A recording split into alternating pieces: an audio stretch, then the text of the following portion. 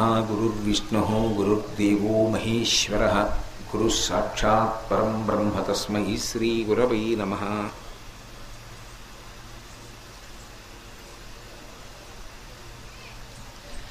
व्यासाय विष्णुरूपाय व्यासरूपाय विष्णवे नमो वै ब्रह्मनिधये वासिष्ठाय नमो नमः। कूजन्तं राम रामेति मधुरं मधुराक्षरम् आरुह्य कविताशाखां वन्दे वाल्मीकिकोकिलं। श्रुतिस्मृतिपुराणानाम् आलयं करुणालयं नमामि भगवत्पादशङ्करं लोकशङ्करम्। वागर्धाविव सम्पृक्तौ वागर्धप्रतिपत्तये जगतः पितरौ वन्दे पार्वती परमेश्वरौ। सूक्तिं समग्रयितुनः स्वयमेव लक्ष्मीः श्रीरङ्गराजमहिषी मधुरैः कटाक्षैः वैदग्ध्यवर्णगुणकुम्भनगौरवैर्यां कण्डूलकर्णकुहराः कवयोधयन्ति। हैमोद्वपुण्ड्रमजहन्मकुटं सुनासं मन्दस्मितं मकरकुण्डलचारुगण्डं बिम्बाधरं बहुलदीर्घकृपाकटाक्षं श्रीवेङ्कटेशमुखमात्मनिसन्निधत्ताम्। विमलपटी कमलकुटी पुस्तकरुद्राक्षस्यस्तहस्तपुटी कामाक्षी पक्ष्मलाक्षी कलितविपञ्ची विभासि वैरिञ्ची। मनोजवं मरुततुल्यवेगं जितेन्द्रियं बुद्धिमतां वरिष्ठं वातात्मजं वनरयूथमुख्यं श्रीरामदूतं शिरसा नमामि। आपदामपहर्तारं दातारं सर्वसम्पदां लोकाभिरामं श्रीरामं भूयो भूयो नमाम्यहम्। श्रीरामचन्द्रं श्रितपारिजातं सीतामुखाम्बोरुहचिञ्चरीकः समस्तकल्याणगुणाभिरामः निरन्तरं मङ्गलमातनोतु। हरि ओं। పరమేశ్వరస్వరూపమైన సభకి నమస్కారం. మహాకామేశ్వరుడి వంక ప్రేమతో చూసింది నవ్వుతూ. మహాకామేశ్వరుడు మహాకామేశ్వరి లలితాపరాభట్టారిక వంక ప్రేమతో చూశాడు. ఇద్దరు నవ్వుతూ ఒకళ్ళనొకళ్ళు చూసుకునేటప్పటికీ ఇద్దరి నవ్వుల యొక్క కాంతులలోంచి విఘ్నేశ్వరుడు పుట్టాడు. ఒక్కసారి అమ్మకి నమస్కారం చేసి, మీకు చెప్పే కదా సదాబాల రూపాపి, అందుకు శంకరాచార్యులు వారు అంటారు పిల్లవాడిగానే ఉపకారం చేస్తామని. అందుకే పిల్లలు కొబ్బరి చెక్క తింటే ఆయనకి అంత ఇష్టం. మీకు విచిత్రం ఏంటంటే విఘ్నేశ్వరుడికి నైవేద్యం పెట్టినటువంటి ప్రసాదాన్ని ముందు పిల్లలకి పెట్టకుండా పెద్దవాళ్ళు తినేస్తే ఆయన చికాకు పడతాడు. పిల్లలకి పెట్టాలి ప్రసాదం. కాబట్టి మిగిలిన చోట్ల అంతా పెద్దవాళ్ళకి పెడతారు విఐపీలని. విఐపీలు ఎవరంటే విఘ్నేశ్వరుడికి పిల్లలకి పెట్టాలి. కాబట్టి మహానుభావుడు విఘ్నేశ్వరుడు ఏం చేశాడంటే అవతారంగా వచ్చి అమ్మ చుట్టూ ప్రదక్షిణం చేసి నమస్కారం చేసి, అమ్మ ఆజ్ఞ, ఏం చేయమంటావు అన్నాడు. ఒరేవాడు విఘ్నయంత్రాన్ని తీసుకొచ్చి అగ్నిప్రాకారంలో ఎక్కడో పాతిపెట్టాడురా, నా సైన్యం అంతా నాకు విముఖులైపోయారు, ఆ యంత్రాన్ని పగలగొట్టేయండి అమ్మవారు. ఆయనకి సంబంధించిన యంత్రమేది విఘ్నయంత్రం. ఆయనకి తెలియదు ఎక్కడ ఉంటుందో. ఆయన వచ్చి చూశాడు, పసిగట్టాడు ఇక్కడుంది విఘ్నయంత్రం అని. మహాగణేశ నిర్భిన్న విఘ్నయంత్ర ప్రహర్షిత. వెంటనే చూసి తొండంతో అదంతా తవ్వేసి పైకి తీశాడు. తీసి ఆ యంత్రాన్ని తన యొక్క దంతముల చేత పొడిచి బదలగొట్టేశాడు. బదలగొట్టేయగానే అమ్మవారి సైన్యం అంతా లేచింది. ఇదేమిటి ఇంత పొరపాటు చేశాం? అమ్మవారి దగ్గర మనం కింకరులుగా ఉండి తల్లి పనుపున యుద్ధం చేయకపోవడం ఏమిటి? చాలా పెద్ద తప్పు చేశాం మనం. బయలుదేరండి మనందరం అమ్మవారి పనుపున యుద్ధం చేస్తామని యుద్ధానికి వెళ్ళారు. ఇప్పుడు అమ్మవారు ప్రహర్షిత, తన కొడుకు చేసిన ఉపకారానికి ఆవిడ పొంగిపోయింది. అమ్మవారికి కూడా భండాసురుడితో యుద్ధం జరిగినప్పుడు విఘ్నేశ్వరుడు ఉపకారం చేశాడా లేదా? తండ్రికి ఉపకారం చేశాడు, తల్లికి ఉపకారం చేశాడు, మేనమామ శ్రీ మహావిష్ణువుకు ఉపకారం చేశాడు. నిన్ననే చెప్పా మీకు, రంగనాథస్వామిని శ్రీరంగంలో ఉండేటట్టుగా చేసిన వాడు ఎవరు? విఘ్నేశ్వరుడే. అంతేకాదు, ఒకప్పుడు శ్రీ మహావిష్ణువు రామావతారంలో వచ్చారు. వచ్చి నవపాషాణం అని చెప్పి క్షేత్రం తమిళనాడులో రామేశ్వరం వెడుతున్నప్పుడు ఆ నవపాషాణం దగ్గర నుంచి సముద్రం మీద సేతువు కట్టి లంకాపట్టణానికి వెడదాం, యుద్ధం చేద్దాం అనుకున్నాడు. అనుకుని పక్కనే ఉప్పూరు అని ఒక క్షేత్రం, ఇప్పటికీ కూడా ఎన్ని కష్టాలున్న వాళ్ళు కూడా ఉప్పూరు ఎడుతూ ఉంటారు. ఉప్పూరులో విఘ్నేశ్వరుడికి గుడి ఉండదు, తొండి వినాయకుడు అంటారు. ఆయన పందిట్లో ఉంటాడు, తాటాకు పందిట్లో ఉంటాడు. ఆయన దర్శనం చేసి ఆయనకి నమస్కారం చేస్తే ఇక్కట్ల నుంచి బయటకు వస్తారంటారు. ఆ ఉప్పూరు పక్కనే ఉంది, నవపాషాణం పక్కన. ఆ ఉప్పూరు వెళ్ళి రామచంద్రమూర్తి విఘ్నేశ్వరుడికి నమస్కారం చేసి ఇక్కడి నుంచి నేను సేతువు కడుతున్నానన్నాడు. వెంటనే మేనమామ కదా మరి, శ్రీ మహావిష్ణువు రామావతారంలో వచ్చారు, మనుష్యుడిగా ప్రవర్తిస్తున్నాడు, అందుకని మేనమామనంటే ఒప్పుకోడు. అందుకని విఘ్నేశ్వరుడు ప్రత్యక్షం అయ్యి అన్నాడు, ఇక్కడి నుంచి కట్టద్దు, ఇక్కడి నుంచి సేతువు కడితే చాలా దూరం అవుతుంది, ఇంతకన్నా కొంచెం దక్షిణంగా ముందుకు వెళ్ళి అక్కడి నుంచి సేతువు కట్టు, కడితే ఇది తిన్నగా లంకాపట్టణంలో రావణాసురుడి అంతఃపురం ముందుకెడుతుంది, నీకు కష్టం తగ్గుతుంది, దూరం తగ్గుతుంది, లంకాపట్టణం యొక్క కీలకమైన ప్రాంతానికి సేతువు చేరుతుంది, అందుకని అక్కడి నుంచి సేతువు కట్టన్నాడు. అక్కడి నుంచి రాముడు సేతువు కట్టి ప్రయాణం చేసి వెళ్ళాడు. కానీ విఘ్నేశ్వరుడికి తర్వాత దేవాలయం కడదామని ఎందరో ప్రయత్నించారు. కానీ అక్కడ గుడి కడదామన్నా, గోడ కడదామన్నా, తలుపు పెడదామన్నా ఆయన ఒప్పుకోడు, విఘ్నం వస్తుంది. ఎందుకని అంటే చాలామందికి కలలో కనపడి చెప్పాడు, నా మేనమావ రామచంద్రమూర్తిగా అవతారంలో ఉన్నప్పుడు మా అత్త సీతమ్మ కనపడలేదని ఎంతో బెంగ పెట్టుకుని కాలినడకన వెడుతూ ఇక్కడి నుంచి సేతువు కట్టడానికి నన్ను పూజ చేశాడు. అంత బాధపడుతున్న నా మేనమామే నాకు జ్ఞాపకానికి వస్తుంటాడు. అందుకే నా మేనమామ బాధలో ఉండి నా దగ్గరికి వచ్చాడు కాబట్టి నేను గుళ్ళో ఉండను, పందిట్లోనే ఉంటాను. ఆయన ఎలా అరణ్యవాసం చేశాడో నేను అలా పందిట్లో ఉంటానని ఇప్పటికీ ఉప్పూరులో విఘ్నేశ్వరుడు, తొండి వినాయకుడు పందిట్లోనే ఉంటాడు. ఎంతమందో వెళ్ళి దర్శనం చేస్తుంటారు ఉప్పూరు విఘ్నేశ్వరుని. వాతాపి గణపతిం భజే అంటారు ముత్తుస్వామి దీక్షితులు. వాతాపి గణపతి అంటే మహానుభావుడు. అదే మూర్తిని తీసుకెళ్లి మళ్ళీ తిరువయ్యూరులో ప్రతిష్ఠ చేశారు. ఆయన్నే ముత్తుస్వామి దీక్షితారు వారు కీర్తన చేశారు. కాబట్టి అంత అద్భుతంగా ఒకానొకప్పుడు శ్రీ మహావిష్ణువుకు ఉపకారం చేశారు. ఆయన తమ్ముడు సుబ్రహ్మణ్యుడికి ఉపకారం చేశాడు. ఇందువల్ల వల్లీదేవిని వివాహం చేసుకోవాలని సుబ్రహ్మణ్యేశ్వర స్వామి ఎంతో ప్రయత్నించారు. కానీ వల్లీదేవి ఎప్పుడూ సుబ్రహ్మణ్యుడితో మాట్లాడేది కాదు. ఆమె ఒక గిరిజన నాయకుడు, అంటే అరణ్య ప్రాంతంలో ఉండేటటువంటి శబరులు బోయవాళ్ల రాజు యొక్క కుమార్తెగా అవతారం తీసుకుని వచ్చింది. ఆమె ఈయనేమో దేవసైన్యానికి అంతటికీ అధ్యక్షుడు, మెరుపు తీగలా ఉండేవాడు. ఈయన వస్తే ఆవిడ చూసేది కాదు, వెళ్ళిపోయేది. బాబాయ్ అంతంత పెద్దవాళ్ళు మనకెందుకని వెళ్ళిపోయేది. సుబ్రహ్మణ్యుడికి ఆవిడ్ని వివాహం చేసుకుందామని కోరిక. అసలు మాట్లాడదామంటే మాటే మాట్లాడదు. ఎలా? అన్నయ్యని అడిగాడు. అన్నయ్య ఎలా అన్నయ్య, అసలు నాతో మాట్లాడదు, వల్లీదేవిని వివాహం చేసుకోవాలనుకుంటున్నాను అన్నయ్య అన్నాడు. విఘ్నేశ్వరుడు ఆలోచించి అన్నాడు, నీ కోరిక తీరేటట్టుగా నేను చేస్తాను, నన్ను పూజ చెయ్యి అన్నాడు. ఒక్క నమస్కారం చేశాడు అన్నయ్యకి, ప్రదక్షిణం చేసి, నేనున్నాను కదరా, నువ్వు వృద్ధ బ్రాహ్మణ రూపంలో వెళ్ళి అక్కడ నించో అన్నాడు. వెళ్ళి వృద్ధ బ్రాహ్మణ రూపంలో నించున్నాడు సుబ్రహ్మణ్యేశ్వర స్వామి. వల్లీదేవి చెలికెత్తెలతో ఉద్యానవనంలోకి వచ్చింది. వెంటనే విఘ్నేశ్వరుడు పెద్ద ఏనుగు రూపంలో వెళ్ళి తొండమెత్తి పిచ్చెక్కిన ఏనుగు రూపంలో పెద్ద ఘీంకారం చేస్తూ పరుగులు తీశాడు. అయ్య బాబోయ్, పిచ్చెక్కిన ఏనుగు వచ్చేస్తోంది, ఎక్కడ చంపేస్తుందో అని వల్లీదేవి పరిగెత్తి వెళ్ళిపోతూ అటు ఇటు చెదిరిపోవడంలో చెలికెత్తెలందరూ రక్షించే వాళ్ళెవరని ఆలోచిస్తూ అక్కడ నిలబడిన వృద్ధ బ్రాహ్మణుణ్ణి ఓ తాతగారిని మనవరాలు పట్టుకున్నట్టు గట్టిగా కౌగిలించుకుంది. ఎప్పుడైతే వృద్ధ బ్రాహ్మణుణ్ణి కౌగిలించుకుందో విఘ్నేశ్వరుడు తన అవతారాన్ని అంతర్ధానం చేశాడు, మాయమైపోయాడు. ఈవిడ ఏనుగు ఘీంకారం వినపట్టలేదని భయం తగ్గి కళ్ళు తెరిచి చూసేటప్పటికీ వృద్ధ బ్రాహ్మణుడు సుబ్రహ్మణ్యుడు అయిపోయాడు. ఆ తర్వాత వల్లీ కళ్యాణం అయిపోయింది. వల్లీ దేవసేన సమేత సుబ్రహ్మణ్యేశ్వర స్వామి వారు అయిపోయారు. ఇప్పుడు సుబ్రహ్మణ్యేశ్వర స్వామికి వల్లీ కళ్యాణంలో ఉపకారం చేసిన వాళ్ళు ఎవరు? విఘ్నేశ్వరుడే. చతుర్ముఖ బ్రహ్మగారు సృష్టి ప్రారంభం చేసే ముందు మొట్టమొదట ఎవరిని పూజ చేస్తాడంటే విఘ్నేశ్వరుణ్ణి. ఇంద్రాది దేవతలు ఎప్పుడైనా ఎక్కడైనా ఏదైనా దండయాత్ర చెయ్యాలంటే ఆదౌ పూజ్యో గణాధిప, మొట్టమొదటి పూజ ఎవరికి చేస్తారంటే విఘ్నేశ్వరుడికే. ఇంతమందికి ఇన్ని ఉపకారాలు చేశాడు. అంతవరకు ఎందుకు?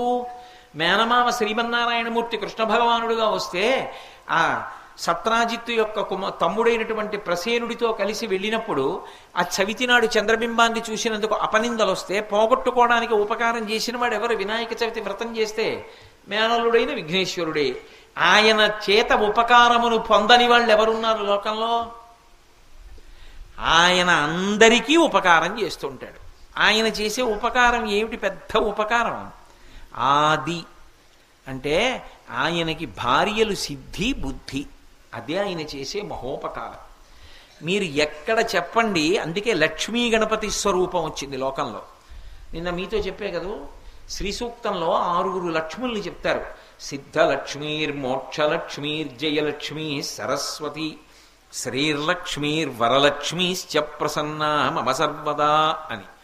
సిద్ధి అనేటటువంటిది మొట్టమొదటి లక్ష్మీ స్వరూపం, సిద్ధలక్ష్మి అంటారు. సిద్ధి బుద్ధి విఘ్నేశ్వరుని యొక్క భార్యలు. ఆయనకి నమస్కారం చేస్తే బుద్ధి కలుగుతుంది, దాని వలన సిద్ధి కలుగుతుంది. అమ్మయ్యా కార్యం సిద్ధించిందండి అంటాడు. మనిషి ఎప్పుడు సంతోషంతో అమ్మయ్యా అని కూర్చునేది కార్యం సిద్ధించాక, అంటే కార్యం అయిపోయాక. కూతురు పెళ్ళి తిరుగుతూనే ఉంటాడు, అంతకుముందు 2-3 రోజులు నిద్రపోడు, తిరుగుతూ ఉంటాడు. కన్యాదానం చేసేశాడు, పెళ్ళి అయిపోయింది, బంధువులందరూ వెళ్ళిపోయారు, అందరికీ ఇవ్వవలసిన డబ్బంతా ఇచ్చేశాడు, పిల్ల కాపరానికి వెళ్ళిపోయింది. అమ్మయ్యా మంచి అల్లుడి చేతిలో కూతుర్ని పెట్టేశానండి అని కూర్చుంటాడు. సిద్ధి అంటే కార్యం అయిపోయింది. కార్యం అవ్వాలంటే ఏముండాలి? బుద్ధి ఉండాలి. బుద్ధి లేకపోతే ఈశ్వరుడు ఎన్ని ఇచ్చాడో అన్నీ నిరర్థకములైపోతాయి. నేను ఇప్పుడు నిజానికి వేదాంతంలో ఈ సిద్ధి బుద్ధి తత్వం అంటే ఏమిటి అన్నది చెప్పాలి అంటే నేను మీ వేట్లపాలెం 1 నెలలు రావాలి. అందుకని మీకు తేలికగా అర్థమయ్యేటట్టుగా 5 నిమిషాల్లో చెప్పేసే ప్రయత్నం చేస్తా. నెల్లాళ్లలో నేను కష్టపడవలసిన దాన్ని 5 నిమిషాల్లో మీకు అర్థమయ్యేటట్టుగా చెప్పడానికి నా గొప్ప కాదు, వేదాంతం కల్పించింది అవకాశం. మనిషికి శరీరమును రథము అని పిలుస్తారు. రథం ఎందుకు ఉపయోగపడుతుంది? ఒక చోటు నుంచి ఒక చోటుకి వెళ్ళడానికి రథం ఎక్కుతాం. రథము అంటే వాహనం. ఇప్పుడు నేను కాకినాడ నుంచి ఇక్కడికి రావాలి, ధర్మరాజు గారు కారు ఎక్కించి తీసుకొచ్చారు, ఆ కారులో వచ్చారు, అదొక వాహనం. నేను ఇప్పుడు అక్కడి నుంచి ఇక్కడికి రావడానికి ఎలా ఉపయోగపడిందో ఈ శరీరం కూడా మళ్ళీ పుట్టుక లేకుండా భగవంతుణ్ణి చేరిపోవడానికి ఉపయోగపడుతుంది. ఈ శరీరమే అపారమైన పుణ్యాన్ని సంపాదించుకోవడానికి ఉపయోగపడుతుంది. దీన్ని దాచిపెట్టారనుకోండి ఇది ఉండదు, ఇది వెళ్ళిపోతుంది. కానీ దీన్ని ఉపయోగించినది ఏదుందో అది పుణ్యంగా మిగిలిపోతుంది. ఎక్కడో గోశాల కడుతున్నారనుకోండి, గోశాల కడుతుంటే ఈ శరీరాన్ని ఉపయోగించి తట్టలతో మట్టెత్తి పోశారనుకోండి, ఓ గోశాల కట్టడానికి మీరు శరీరాన్ని ఉపయోగించారు కాబట్టి ఆ పుణ్యాన్ని ఈశ్వరుడు అడ్డు పెట్టి కొన్ని వేల జన్మల పాటు సుఖాలు ఇస్తాడు, తనకి దగ్గరగా తీసుకుంటాడు. ఈ శరీరాన్ని ఉపయోగించాలి. కానీ మీరు ఒకటి ఆలోచించండి, శరీరము తనంత తానుగా ఉపయోగపడుతుందా? కాకినాడ నుంచి తనంత తానుగా ఇది వచ్చేస్తుందా? పేట్లపాలెం తనంత తానుగా వచ్చి తనంత తానుగా మాట్లాడుతుందా? మాట్లాడదు. ఈ శరీరము అనేటటువంటి రథానికి గుర్రాలు ఉంటాయి. గుర్రాలు అపారమైన వేగం కలిగి ఉంటాయి. అందుకే అశ్వపూర్వాం రథమధ్యాం హస్తినాద ప్రబోధినీం అంటుంది శ్రీ సూక్తం. ముందు గుర్రాలు వస్తాయి, గుర్రాలు ముందుంటాయి, రథం వెనక్కు ఉంటుంది కదా, గుర్రాలు లాగుతాయి కదా. ఏమిటి గుర్రాలు? ఇంద్రియాలు గుర్రాలు. కళ్ళు, చెవులు, ముక్కు, నోరు, చర్మం, ఈ 5 ఇంద్రియాలు. ఇవి ముందు లాగుతాయి. కన్నుందనుకోండి, అలా చూశాననుకోండి, అబ్బా ఎంత బాగుందో జలపాతం, ఓసారి దగ్గరగా వెళదాం అనిపిస్తుంది. ముందు గుర్రం వెళ్ళింది, తర్వాత శరీరం పెడుతుంది, రథం పెడుతుంది, గుర్రాలు లాగుతాయి. ఇప్పుడు ఈ గుర్రాలకి ఈ రథానికి ఒక సారథి ఉంటాడు. ఆ సారథికి బుద్ధి అని పేరు. ఈ బుద్ధి అన్న సారథికి గుర్రాలకి మధ్యలో ఒకటి ఉంటుంది, దాన్ని కళ్ళెం అంటారు. గుర్రం యొక్క ముక్కు దగ్గర నుంచి వేసి ఎన్ని గుర్రాలు కట్టనివ్వండి అన్ని గుర్రాల యొక్క కళ్ళాలని సారథి పట్టుకుంటాడు కదూ. ఇప్పుడు ఈ సారథి కళ్ళాన్ని ఇలా లాగాడు అనుకోండి, రథం కదులుతుంది. ఇటు లాగాడు అనుకోండి, ఇటు తిరుగుతుంది. ఇటు లాగాడు అనుకోండి, ఇటు తిరుగుతుంది. గట్టిగా లాగాడు అనుకోండి, రథం ఆగుతుంది. సారథి ఎక్కి ఇలా జులిపించాడు అనుకోండి, రథం కదులుతుంది. వాటిని చేత్తో పట్టుకుంటారు, ఆ దండం పట్టుకుని దాన్ని ఒకలా కొట్టాడనుకోండి, అది వేగంగా దౌడు తీస్తుంది. అది అశ్వవిద్య అని గుర్రాల్ని పరిగెత్తించడం ఒక విద్య. ఇందులో మీరు ఒకటి బాగా జ్ఞాపకం పెట్టుకోండి, పగ్గాలు చాలా ప్రధానమైనటువంటి పాత్ర పోషిస్తాయి.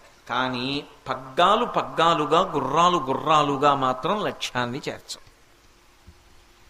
గుర్రాలు బండికి కట్టి, గుర్రాలకు పగ్గాలు కట్టి ఎవరూ ఎక్కకుండా గుర్రాలను అదిల్చి వదిలేశారనుకోండి, ఎక్కడికి ఎడుతుంది ఇప్పుడు ఈ రథం అని అడిగితే నేనేం చెప్పాలి? ఎక్కడికైనా వెళ్ళొచ్చు, రథం చక్రాలు విరిగిపోయి పడిపోవచ్చు.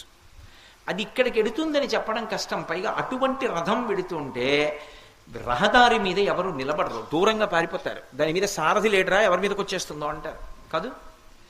ఇప్పుడు ఈ పగ్గాలు అటు గుర్రాన్ని తగిలి ఉంటాయి, ఇటు సారథి చేతిలో ఉంటాయి.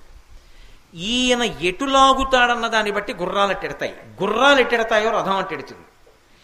అప్పుడే రథం లక్ష్యాన్ని చేరుతుంది. ఈ కూర్చున్న సారథి బుద్ధి, ఈతని చేతిలో ఉన్న పగ్గాలు మనస్సు, ఇంద్రియాలు గుర్రాలు, లోపల కూర్చున్న జీవుడిది ప్రయాణం. ఇప్పుడు ఈ బుద్ధి ముందు సక్రమంగా ఉందనుకోండి, బుద్ధి నిర్ణయం చేస్తుంది. పగ్గం అటు కదులుతుంది, ఇటు కదులుతుంది, అటు గుర్రాన్ని కదులుతుంది. తెలిసి తెలియని వాడు రథం ఎక్కి పగ్గాలు పట్టుకుని ఇవేవో బాగున్నాయనుకుని ఇలా లాగి ఇలా అన్నాడు అనుకోండి, పరిగెడతాయి. ఇంకా తర్వాత ఏం చేయాలో వాడికి తెలియదు, కనబడిపోతాడు వాడు. అదే తెలిసిన్నవాడు అనుకోండి, మళ్ళీ గుర్రాలు ఆపడం వస్తుంది, ఎటు తిరగాలో అటు తిప్పడం వస్తుంది. అప్పుడు చేరవలసిన చేటుకి చేరి రథాన్ని ఆపుతాడు. రహదారి మీద ఎవరు భయపడరు. ఈ పగ్గాలు మనస్సు. గుర్రానికి వేగం ఉంది, మనస్సుకి గుర్రం కన్నా వేగం ఉంది. అది విచిత్రం. లోకంలో పగ్గాలకి గుర్రం కన్నా వేగం ఉండదు, పరిగెత్తవు పగ్గాలు. కానీ ఇక్కడి పగ్గాలకి ఏమిటంటే గుర్రం కన్నా వేగం, ఇంద్రియాల కన్నా వేగంగా మనసు పరిగెడుతుంది. ఇంత పరిగెత్తగలిగినటువంటి మనస్సు అదుపు చేయకపోతే దాన్ని ఆపడం ఎవరి తరం కాదు. ఇక్కడ కూర్చుని కాశీ వెళ్ళిపోతుంది, ఇక్కడ కూర్చుని తిరుపతి వెళ్ళిపోతుంది, ఇక్కడ కూర్చుని వెళ్ళకూడని చోటుకి మనసు వెళ్ళిందనుకోండి, ఇష్టపడ్డాడనుకోండి, దాన్ని పతనం అయిపోతాడు. అందుకే మనిషి మనసు దేన్ని బట్టి పనిచేస్తుంది అంటే గుర్రాల్ని బట్టి పనిచేస్తుంటుంది. అటువైపు తగిలింది కదా మరి, తాడు అటు ఉంది ఇటు ఉంది పగ్గం. మీరు దేన్ని చూశారో దాన్ని లోపలికి తీసుకుంటుంది. ఈ గుర్రాలు అయితే ముందుకే పెడతాయి, ఈ గుర్రాలు ఏం చేస్తాయంటే బయట దాన్ని లోపలికి తెస్తాయి. నేను చూడకూడని దాన్ని అదే పనిగా చూశాననుకోండి, మనసు దాన్ని బట్టి ప్రభావితం అవుతుంది. నేను టీవీ పెట్టుకుని ఒకళ్ళనొకళ్ళు చావగొట్టేసుకోవడం ఓ గంట సేపు చూశాననుకోండి, నా మనసంతా కూడా రజోగుణంతో ఉంటుంది. నేను టీవీ పెట్టుకుని మంచి వీణాగానం విన్నాననుకోండి, మంచి సంగీతం విన్నాననుకోండి. ఈ మధ్య నాకు ఎవరో హరిప్రసాద్ చౌరాసియా ఒక నదీ ప్రవాహం వెళ్ళి సముద్రంలో కలిసిపోవడం ఎలా ఉంటుంది అనేటటువంటి దాని గురించి ఆయన చేసిన కచేరీ క్యాసెట్ ఇచ్చారు. ఏమిటి అసలు అలా ఎలా వాయించారు ఈయన, విందామని చెప్పి నేను ఒక రోజు రాత్రి పెట్టుకు విన్నాను. నది పుట్టినప్పుడు చాలా మెల్లగా పుడుతుంది, మధ్యలోకి వచ్చేటప్పటికి పెద్ద పెద్ద సుడులతో ప్రవహిస్తుంది. సాగర సంగమం దగ్గరికి వెళ్ళేటప్పటికీ సముద్ర జలాలు ముందుకొస్తాయి నది దగ్గరికి. మీరు ఎప్పుడైనా చూశారో లేదో, నేను ఒకప్పుడు మా చంటిబాబు గారి పుణ్యమాని గోదావరి నదిలో పడవెక్కి సాగర సంగమం వైపుకి వెళ్ళాను. వెళ్ళినప్పుడు చూసే సముద్ర జలాలు నది వైపుకి వస్తాయి, ముందుకి వచ్చి నదిని కలుపుకుంటాయి. నదీముఖము అంటారు, అందుకే వాల్మీకి మహర్షి అంత అందంగా పిలిచారు. తానే ముందుకు వస్తుంది, పురుషుడు చెయ్యి చాపి పుచ్చుకున్నట్టుగా భార్యని నది వస్తుంటే సముద్రం ముందుకొచ్చి అందుకుంటుంది. అక్కడ నీటిని గుద్దుకుంటుంది. ఆ గుద్దుకున్నప్పుడు చప్పుడు వేరుగా ఉంటుంది. అసలు ఆయన వాయించినది విని నేను తెల్లబోయాను. నాకు రాత్రి పడుకున్నా కూడా ఏదో అవ్యాజమైనటువంటి ప్రశాంతత, ఏదో నది ప్రవహిస్తున్నటువంటి చప్పుడు, మనసు ఎందుకో ఎంత ప్రశాంతంగా అయిపోయిందో. నీటి యొక్క ప్రవాహపు చప్పుడు వింటూ ఉంటే సముద్రహోరు కాదు, నీటి ప్రవాహ చప్పుడు, చిన్న అలా వెడుతున్న చప్పుడు వింటే మనసు లయం అవుతుంది. మనసుకి లక్షణం ఉంటుంది. అది అటు గుర్రాన్ని ఇటు బుద్ధిని కూడా తగిలింది కదూ, అటు కదులుతుంది ఇటు కదులుతుంది, దానికి అది లక్షణం పగ్గానికి. అందుకే మీరు ఏది చూస్తున్నారో దాన్ని బట్టి ప్రభావితం అవుతుంది, మీరేం తింటున్నారో దాన్ని బట్టి ప్రభావితం అవుతుంది, మీరేం వింటున్నారో దాన్ని బట్టి ప్రభావితం అవుతుంది. నేను మంచి విషయాలు విన్నాననుకోండి, మనస్సు ప్రశాంతంగా ఉంటుంది. నేను చెడ్డ విషయాలు విన్నాననుకోండి, ఉద్రేకంతో ఉంటుంది.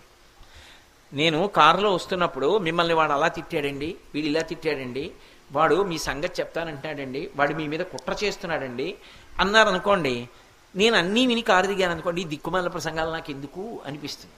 నాకు చికాగ్గా ఉంటుంది, కోపంగా ఉంటుంది. ఎవరైనా పలకరిస్తే చికాకు పడతాను. ఎందుకని? నేను వినకూడనివన్నీ విన్నాను, నా మనసు ప్రభావితమైంది. అదే నేను మంచి విషయాలు విన్నాను అనుకోండి, గోశాలలో మట్టి పోసారట, గోశాలలో మట్టి అంతా ఎనిపారట, పూల మొక్కలు వేసుకోవచ్చు, కదంబ వృక్షాలు వేసుకోవచ్చు. ఇప్పుడు అక్కడ గడ్డి వెయ్యొచ్చు, ఓ నెల్లాళ్లలో గడ్డి పెరుగుతుంది, గోవుల్ని కట్టాక చక్కగా ఈ గడ్డి వెయ్యొచ్చు. నా మనసు ఎంతో సంతోషంగా ఉందనుకోండి, ప్రసంగంలో అనేక విషయాలు జ్ఞాపకానికి వస్తాయి. మనసు ఇంద్రియాలతో ఏం చూసిందో దాన్ని లోపలికి తీసుకుంటుంది, బుద్ధి ఏం చెప్పిందో దాన్ని చేస్తుంది, గుర్ర అన్నట్టు నడిపిస్తుంది. ఇందులో ప్రధానం ఏది అంటే, చూడకూడనిది పొరపాటున చూసిన బుద్ధి అటువైపుకు వెళ్ళొద్దు అని పగ్గాన్ని పట్టిందనుకోండి, వెళ్ళదు, ఆగుతుంది గుర్రం. బుద్ధి వక్రించిందనుకోండి, బుద్ధి నిర్ణయం చేస్తుంది, సరే వెళ్ళని పగ్గం అట్లా ఆగిందనుకోండి, వెళ్ళిపోతుంది రథం, పతనం అయిపోతాడంతే. అందుకే అన్నిటికన్నా మనిషికి ఏది ప్రధానము అంటే బుద్ధి ప్రధానం. బుద్ధి ఎప్పుడూ సక్రమంగా ఉండాలి. అందుకే మీరు ఏ పూజ చేశారన్న దానితో సంబంధం ఉండదు. మీరు ఏ పూజ చెయ్యండి, చిట్ట చివర మాత్రం ఒక మాట అడుగుతారు, దాన్నే మంత్రపుష్పం అంటారు. అందుకే చేత్తో పువ్వులు పట్టుకుని ఆఖరణ అడుగుతారు. ఏమన్నాడు, ఏదో దుర్గాదేవిని పూజ చేశామనుకోండి శారదా నవరాత్రుల్లో, కాత్యాయనాయ విద్మహే కన్యాకుమారి ధీమహి తన్నో దుర్గి ప్రచోదయాత్ అంటారు అని పువ్వులు విడిచిపెట్టేస్తారు. మంత్రపుష్పం చెప్పారు అంటే ఆఖరణ ప్రచోదయాత్, ఆ దుర్గమ్మ మా బుద్ధులను ప్రేరేపించుగాక, ఆ దుర్గమ్మ మమ్మల్ని అనుగ్రహించాలి. అందుకే రుద్రాభిషేకం చేస్తే శివ సంకల్పమస్తు శివ సంకల్పమస్తు అని అన్ని మాటలు చెప్తారు మహన్యాసంలో.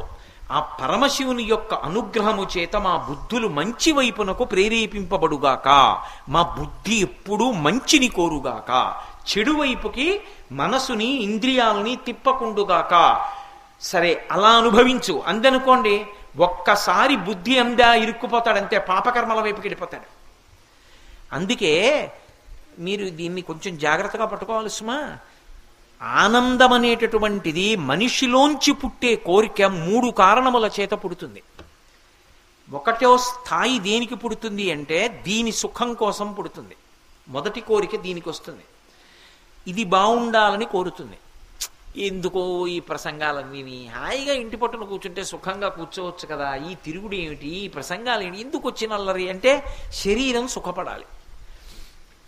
ఏసీ ఉంటే బాగుండండి అంటుంది, అంటే శరీరానికి చల్లగా ఉండాలి. బా ఎంతసేపు అండి ప్రయాణం అంటుంది, అంటే అలా కూర్చోవడం ఇష్టపట్టాల, కాసేపు పడుకుందాం, శరీరాన్ని చాపుకుని అంటుంది. మొదటి కోరిక దేని గురించి అడుగుతుంది అంటే శరీరం గురించి అడుగుతుంది. కానీ ఒకటి గుర్తుపెట్టుకోండి, దీని గురించి అడిగేటటువంటి కోరికలకి అంతు ఉండదు. మనస్సు పగ్గాలు సంకల్ప వికల్పం చేస్తూ ఉంటాయి, అటు కదుపుతాయి ఇటు కదుపుతాయి. అందుకే అది కదిపేటప్పుడు పగ్గాలు మరి లాగుతూ ఉంటారు కదా, ఇలా ఇలా ఇలా ఇలా లాగుతూ ఉంటారు. అటు తలని లాగుతూ ఉంటుంది, గుర్రం తలని, ఇటు ఈ చెయ్యి లాగుతూ ఉంటుంది. లాగుతున్నప్పుడు అట ఇట, అది సంకల్పం ఇది వికల్పం, ఒకటి చెప్తుంది వదిలేస్తుంది, చెప్తుంది వదిలేస్తుంది, ఒకటే చెప్పదు, అనేకం చెప్తూ ఉంటుంది. ఈ శరీరానికి సంబంధించి ఇది ఉంటే బాగుండు, అది ఉంటే బాగుండు, కొబ్బరికాయ పచ్చడి చేశాను అన్నారనుకోండి, కొబ్బరికాయ శనగపప్పు వేస్తే బాగుండేదంటే, అంటే ఇది తినడానికి బాగుండాలి. ఈ శరీరానికి సంబంధించిన సుఖాలు అనంతంగా అడుగుతుంది. మీరు తీరుస్తూ వెళ్ళిపోవడం ఒక్కటే అలవాటు చేశారనుకోండి, అగ్నిహోత్రంలో నెయ్యి పోయడం, అది దానికి అంతు ఉండదు, అగ్ని ఆరదు, ఎంత పోసినా భగ్గుని లేస్తూ ఉంటుంది.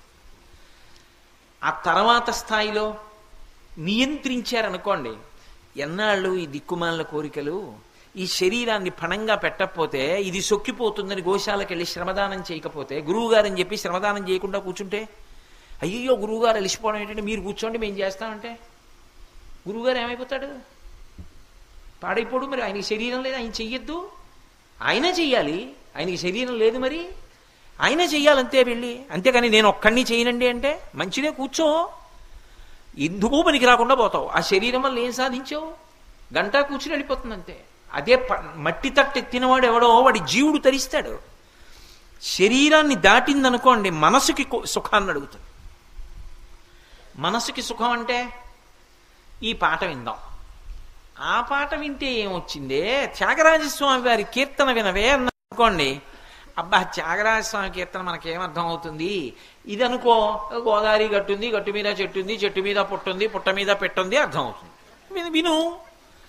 ఇవే వినమంటుంది ఎంతసేపు. ఇవి ఎంతసేపు వింటే మాత్రం నీకేమొచ్చింది, ఉయ్యాల ఎక్కి ఎంతసేపు ఊగితే కాశీ పెడతావు, రైలు ఎక్కితే కాశీ పెడతావు. మనసుకి నాకు ఇది బాగుంది కాబట్టి అది ఉపకారం చేసినా చేయకపోయినా ఇదే చేస్తానంట. నేను ఒక్క చెవికి చెప్పా, ఇంకా అలా ఇంద్రియాలకి ఎన్ని లక్షలు ఉంటాయో. అది మనోస్థాయిలో. ఏమిటి సాధిస్తావు?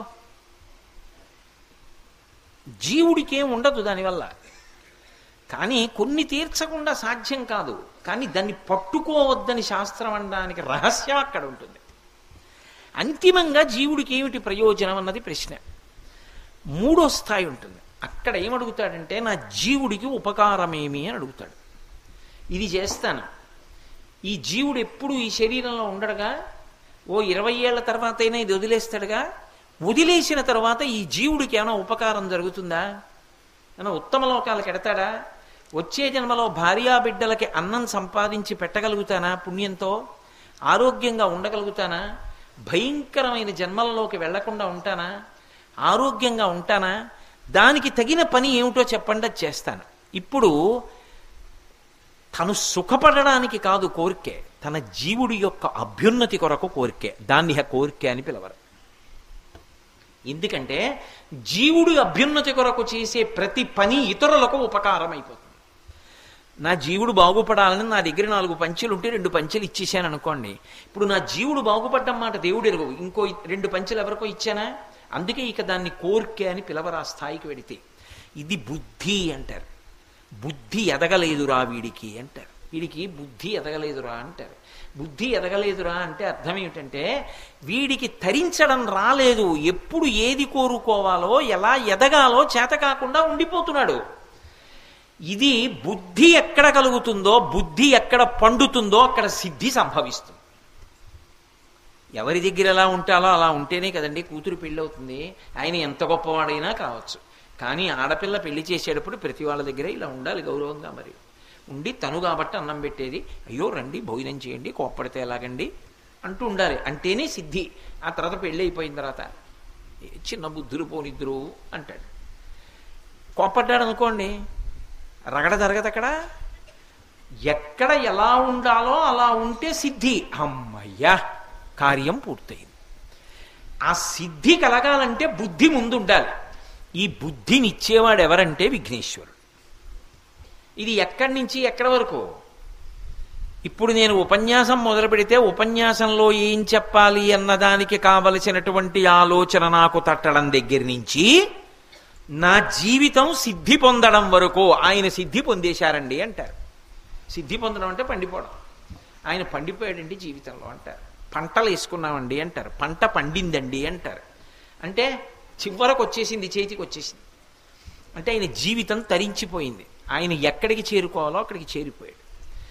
ఈ బుద్ధి సిద్ధి ఎవరిస్తారు అంటే విఘ్నేశ్వరుడు ఇస్తాడు. ఆ బుద్ధి సిద్ధి పక్కన భార్యలుగా కూర్చుని ఉండాలా? ఒక్క విఘ్నేశ్వరుడి విషయంలో మాత్రం పక్కనక్కర్లా. ఎందుకని?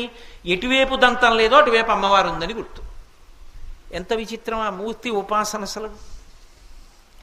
కాబట్టి ఇప్పుడు అసలు ఆయనని పూజ చెయ్యని వాళ్ళు, ఆయన వలన ఉపకారమును పొందనటువంటి వాళ్ళు ఎవరైనా ఉంటారా? అందుకే విధీంద్రాది మృగ్యా అన్నారు శంకరులు. ఆయన వలన ఉపకారమును పొందనివాడు కాని, ఆయన ఉపకారము నాకు అక్కరలేదన్నవాడు కాని లోకమునందు ఉండడు. అందరూ ఆయన వలన ఉపకారమును పొందవలసిన వారే తప్ప నాకు విఘ్నేశ్వరుడి ఉపకారం అక్కర్లేదండి అనేటటువంటి వాడు లోకమునందు ఉండడు. ఎందుకంటే మీరు ఒక్కటి బాగా పట్టుకోవాలి. అసలు మనిషి జన్మలో తనంత తాను ఎవరి దగ్గరికి వెళ్ళి నేర్చుకోవలసిన అవసరం లేకుండా వచ్చేటటువంటి విషయాలు చాలా మటుకు స్వార్థంతో కూడుకున్నవే ఉంటాయి. ఒరే నువ్వు దాచేసుకోరా అని ఎవరు చెప్పక్కర్లేదు, వాడే దాచేసుకోవడం మొదలు పెడతాడు. అబద్ధాలు ఆడకరా, అబద్ధాలు ఆడరా అని ఎవరు చెప్పక్కర్లేదు, అబద్ధాలు వాడే ఆడతాడు. నిజం చెప్పరా అని ఎవడన్నా చెప్పాలి. అంతేగాని ఏమండి మీరు అబద్ధం చెప్పండి సార్, ఏమిటి జీవితంలో ఒక్క అబద్ధం చెప్పరు సార్ అని ఎవరికి చెప్పక్కర్లేదు. ప్రతి అబద్ధాలు ప్రతివాడు ఆడతాడు. మంచి చెప్తే కానీ రాదు, చెడు చెప్పకుండా వస్తుంది. చెప్పకుండా వచ్చేటటువంటి చెడుని తొలగించి మంచిని ఇచ్చి, ఆయన అంత పెద్ద రూపంతో ఉన్నవాడు నింద్యమైన జీవితం అంటే 10 మందితో తిట్టబడే జీవితంలో ఉన్నవాడిని మహానుభావుడని లోకమంతా 2 చేతులు ఎత్తి నమస్కరించేవాడిగా చేస్తాడు. అందుకే ఎలక వాహనం. ఏమైనా సమంజసంగా ఉంటుందండి? ఆయనకి వాహనంగా ఏది ఉండాలి? ఏనుక్కు. అసలు ఏనుక్కి వాహనం ఉండాలి అంటే ఎంత పెద్దది ఉండాలి? లోకంలో ఏనుక్కన్నా పెద్ద ప్రాణి లేదు. ఇంకా అది ఎక్కి కూర్చోవాలంటే ఎంత పెద్ద ప్రాణి ఉండాలి? దానికి ఓ పెద్ద రథం ఉండాలి. ఆ రథాన్ని లాగడానికి ఇంకో 50 ఎద్దులో 100 ఎద్దులో కట్టాలి దానికి. కానీ మరి ఆయన దేని మీద కూర్చుంటున్నాడు? ఎలక మీద కూర్చుంటున్నాడు. చచ్చి ఊరుకోదు అది నెత్తురు కప్పుకుని. మరి ఏనుగేమిటి ఎలకెక్కి వెళ్ళడం ఏమిటి? మనందరం ఎలక మీద ఏనుగు ఎక్కుతుందండి, విఘ్నేశ్వరుడు అండి, ఎలక వాహనం అండి అని దానికి నమస్కారాలు పెట్టడం ఏమిటి? అంటే అది ఎవరో కాదు, అది నింద్యుడు అన్న మాటకు అర్థం ఏమిటంటే తనంత తానుగా ఎప్పుడూ చెయ్యకూడని పనులు చేస్తూ బ్రతికేటటువంటి స్వభావము కలిగినవాడు. మీరు ఏమనుకోకపోతే మీరు అని నేను అనలేను కాబట్టి నేను, మీరు కొద్దిగా విశాల హృదయంతో ఒప్పుకుంటే మనం. ఎందుకు నింజుడు? ఎలకేం చేస్తుంది? బొరియలు ఎడుతుంది. మనం ఏం చేస్తాం? ఇల్లు కట్టుకోవాలంటే శంకుస్థాపన గొయ్యి తీస్తాం ముందు. పంట పండాలి, నాగలతో భూమి మీద గాడి పెడతాం.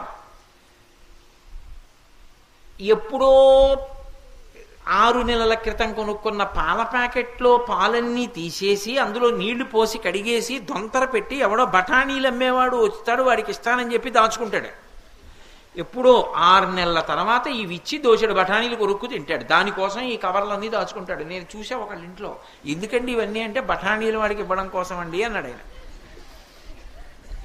అలా దాచుకుంటాడు. ఎలకేం చేస్తుంది? దాని అసాధ్యం కూడా ఆఖరికి వెండి నాగేంద్రుడికి పాలు పోస్తే ఇంట్లో ఆవు పాలు దాని మీద సారిక కట్టాయి కాబట్టి వెండి నాగేంద్రుడిని ఎత్తుకుపోయి దానికి అలుగులో పెట్టుకుంటుంది. దానికి పావును చూస్తే భయం, కానీ నాగేంద్రుడిని ఎత్తుకుపోతుంది. అది దానికి ఎందుకు ఏం చేసుకుంటుంది నాగేంద్రుడిని? దానికి అక్కర్లేదు. మనని ఎవడు నమ్ముతాడో వాడినే మోసం చేస్తాం. ఎవరింట్లో ఉంటుందో వాడి వేళ్లే కొరుకుతుంది ఎలక. నేను ఏలూరులో ఒకప్పుడు ఒకళ్ళ ఇంట్లో పడుకున్న రాత్రి. ఆయన పడుకోబోయే ముందు చెప్పాడు నాకు దిక్కుమాలిన మాట. ఏమండి ఎలకలు ఉన్నాయి, వేళ్లు కొరుకుతాయి, జాగ్రత్త అన్నాడు. ఇంకా నిద్ర ఏం పడుతుంది? వీడు ఎలకలు ఉండడం ఏమిటి, వేళ్లు కొరకడం ఏమిటండి బాబు అన్నాను.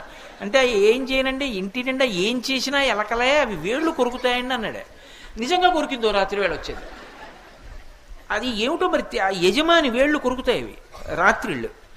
ఆ ఎలుక ఎవరు యజమానో ఎవడింట్లో అదుంటో వాడి చూరులోనే ఉంటుంది.